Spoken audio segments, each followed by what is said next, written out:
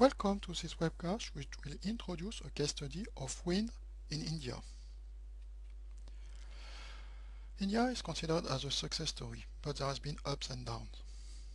India is a country with frequent power cuts, high voltage and frequency fluctuation, and an important demand-supply gap.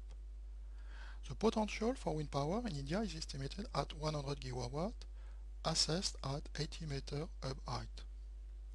There has been an important growth of wind between 1992 and 1998, and then a period of slowdown after 1998, due to a number of reasons: lowering of tax benefits, withdrawal of third-party sales, inadequate power evacuation facilities, delay in processing of land allotment, various technical problems, poor installation practices, unstable policy driver, and poor payment of some state electricity board.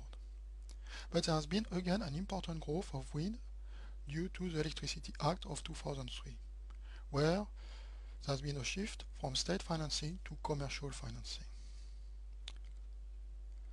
What are the mechanisms used to promote wind power in India? Well, first there is a Ministry of Non-Conventional Energy Sources which has been created in 1992. This ministry fixed clear guidelines regarding tariff, wheeling, banking and purchase of power from wind power plants. There's a target for renewable contribution of 15% of total generation by 2020.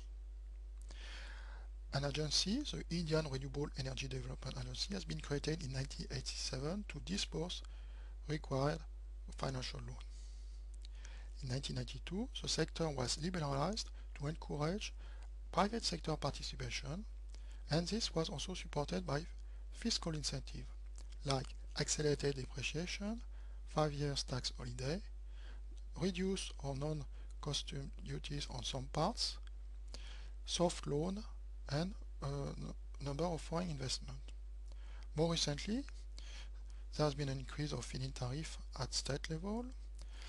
A generation-based incentive about 10 US cents per kilowatt has been instated in 2009 and restated in 2013, which can be opted instead of the accelerated depreciation, but this GBI comes with a cap of 120,000 US dollars per megawatt spread over 4 years. And also recently a market for tradable certificates has been created. Well, the main drive for the success of wind in India is accelerated depreciation, to up to 80% of the project cost in first year, which have been very well appreciated by the private investor. This has been suspended in April 2012, but may be reinstated. So the Electricity Act 2003 says that each Indian state, should fix a quota completed by feed-in tariff for a competitive bidding process.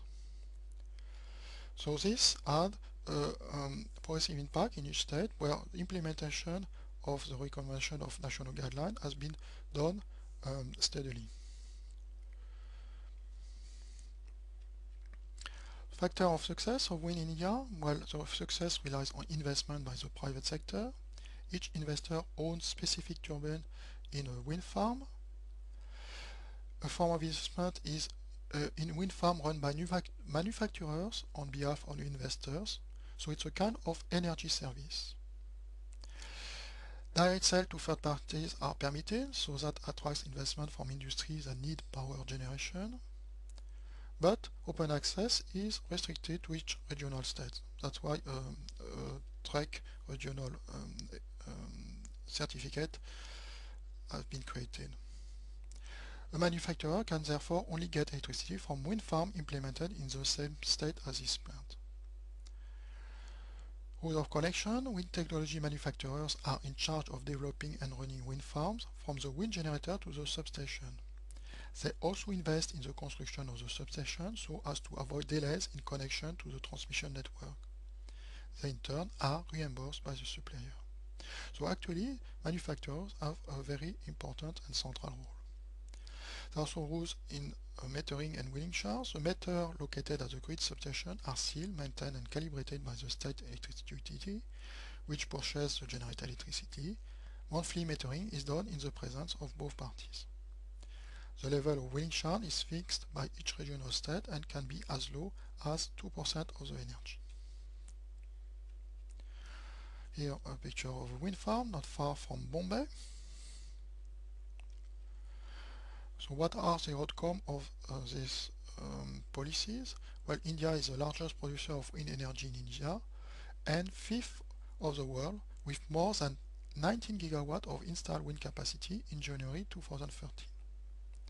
India now has a powerful and influential local wind power industry, which relies at the beginning on joint venture between foreign investor and Indian partner, and now you have big companies which are like Suzlon, very well implemented and who even export.